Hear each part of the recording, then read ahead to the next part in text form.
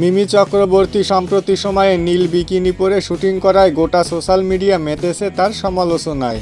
সেই সমালোচনাকে কেন্দ্র করে এবার মুখ খুললেন জনপ্রিয় অভিনেতা ও সংসদ সদস্য দেব।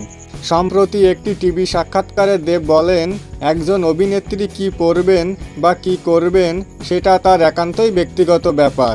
অভিনয় জগতে আমরা সবাই পেশাদার, আর মিমি একজন পরিপক্ক ও দায়িত্বশীল অভিনেত্রী। নিজেকে কোন ছবির জন্য কিভাবে উপস্থাপন করতে হবে সেটা তিনি খুব ভালো করেই জানেন। এই বিষয়টি নিয়ে দেব আরও বলেন, কেউ যদি কাউকে শুধু পোশাক নিয়ে বিচার করতে চায় তাহলে তার মানসিকতার পরিবর্তন দরকার।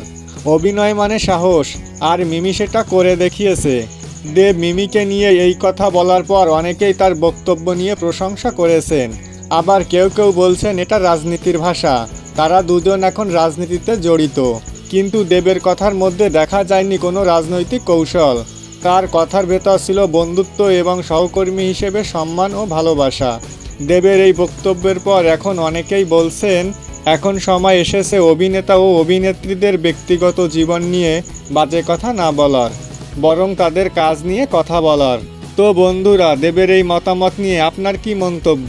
দেবের কি মিমিকে নিয়ে এমন মন্তব্য করা ঠিক হয়েছে সেটা কমেন্টে লিখে জানাতে ভুলবেন না। দেখা হবে, কথা হবে পরবর্তী কোনো ভিডিওতে। সেই পর্যন্ত সবাই ভালো থাকবেন, সুস্থ থাকবেন।